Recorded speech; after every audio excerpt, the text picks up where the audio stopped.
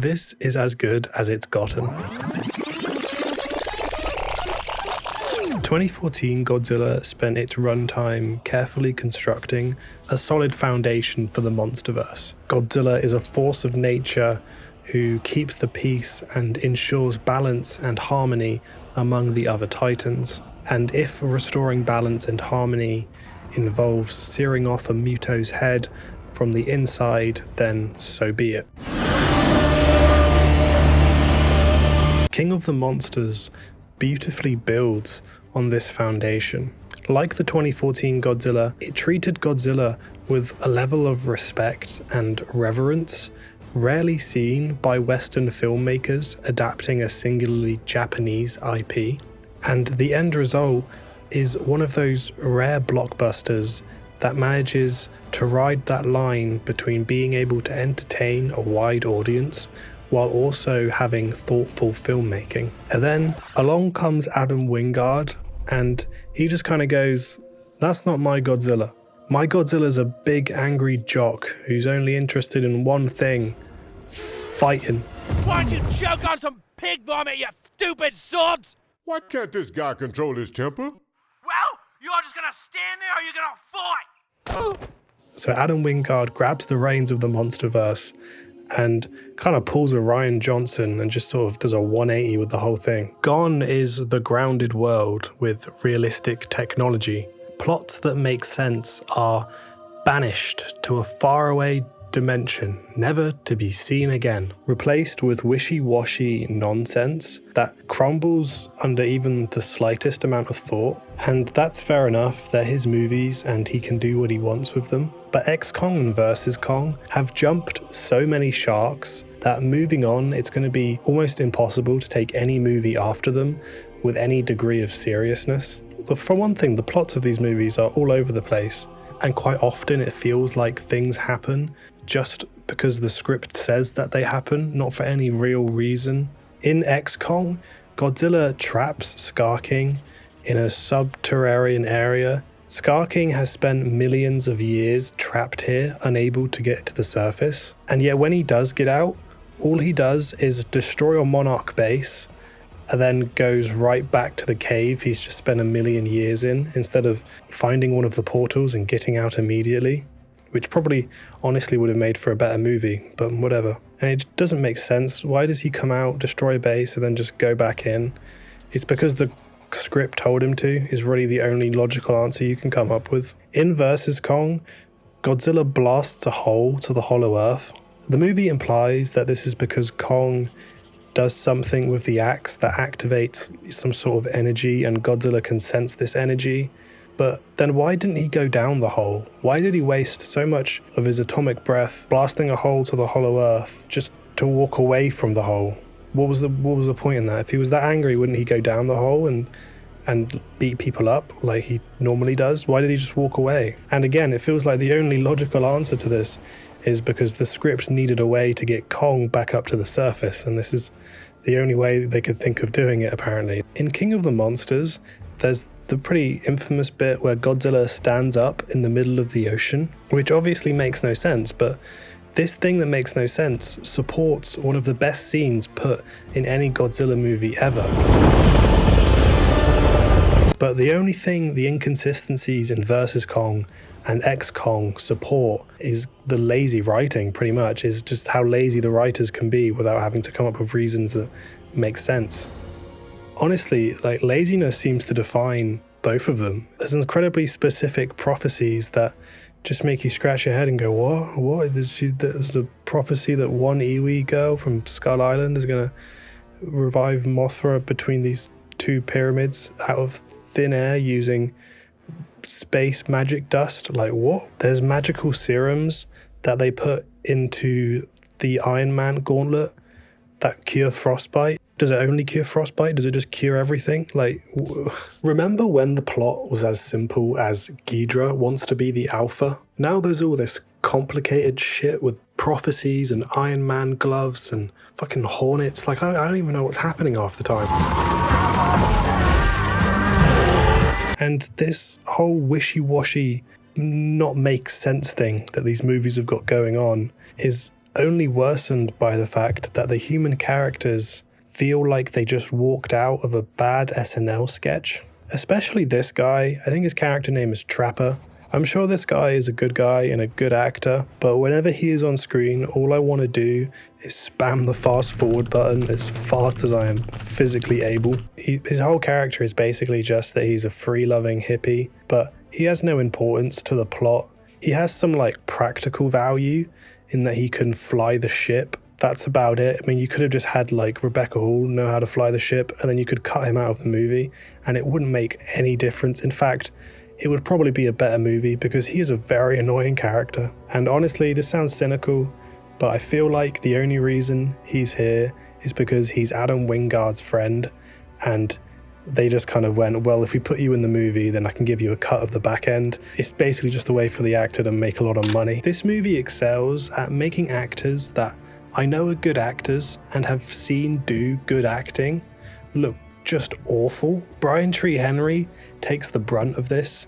Everyone knows that Brian Tree Henry is a really good actor, and especially a really good comedic actor. But here he is given some of the most boring, funny lines, you know, like the kind of lines that you see coming from a mile away, and then when it happens, it's not particularly special because you saw it coming and it happens in exactly the way that you saw it coming. What's for what? They already live in a nightmare monster hellscape. What could possibly scare them? Hey, she can understand everything that you say. She understands me.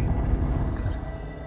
And a nightmare monster hellscape is a wonderful place to raise a family. He's trying really hard, but you can only polish a turd so much. The human characters in X Kong and Versus Kong undermine the world and turn the stakes to candy. They're so goofy and so far removed from reality that any threat of world destruction by the antagonist becomes a dud. The human characters are supposed to ground you to reality, but both the human characters and their technology is so outlandish that the monsters actually kind of become the more grounded element of those movies. King of the Monsters does have some like fairly generic characters, I guess, but this is one of the very few cases where I'd rather generic characters than characters that give me a headache.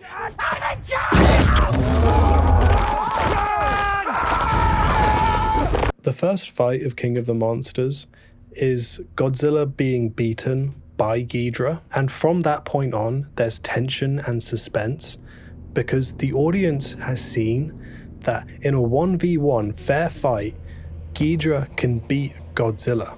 Through reading Reddit comments, I learned that apparently Shimo is actually more powerful than Godzilla, but you wouldn't know that from watching the movie. For all the audience knows while watching X Kong, Shimo is just another titan that Godzilla can walk through with no troubles.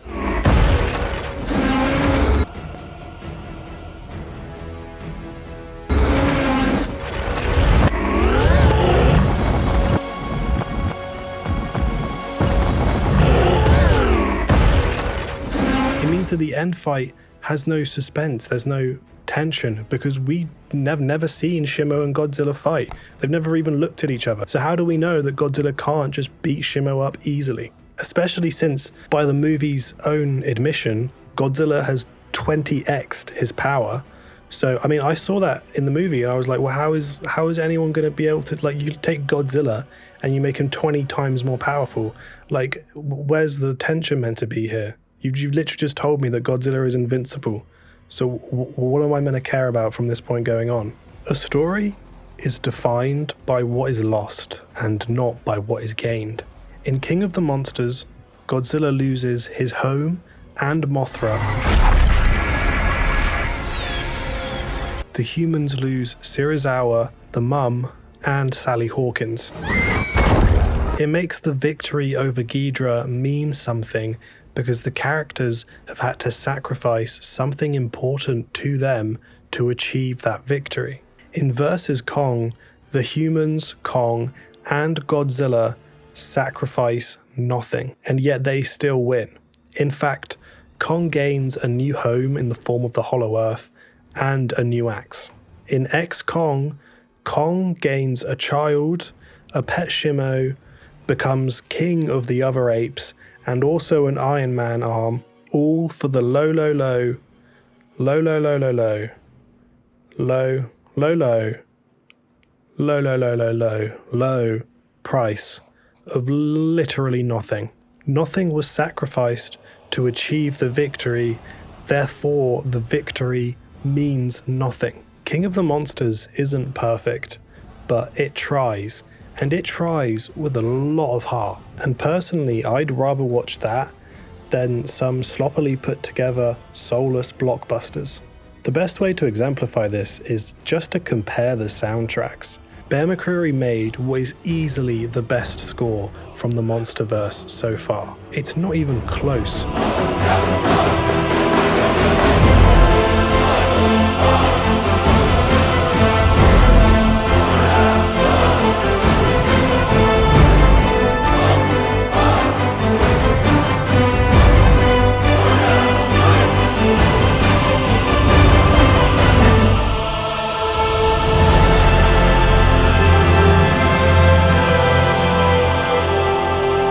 The others range from pretty good but generic at best,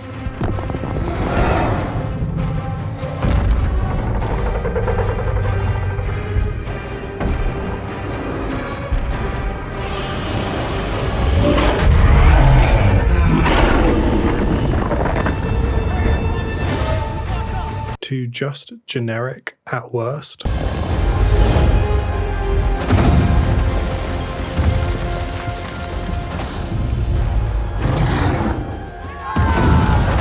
Bear McCreary would write lyrics for some of the songs and then translate that into an ancient Babylonian language and then had a choir sing it.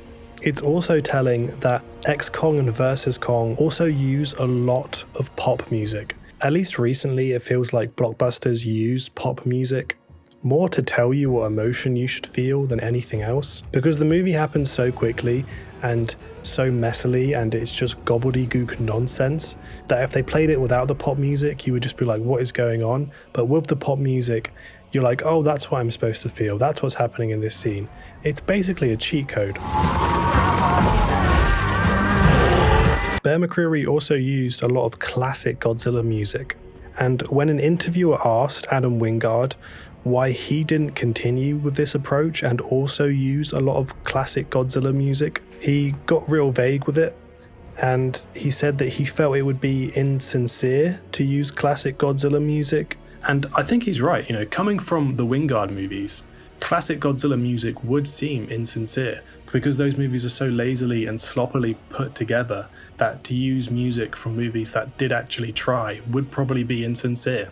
The best way to experience Versus Kong and X-Kong is to watch the fights on YouTube, but King of the Monsters is best experienced watching it from start to finish because it tells a simple yet compelling story. Everything past King of the Monsters just feels like a subpar Marvel movie whose only saving grace is that it features Godzilla, meaning that at least so far, King of the Monsters is king of the Monsterverse.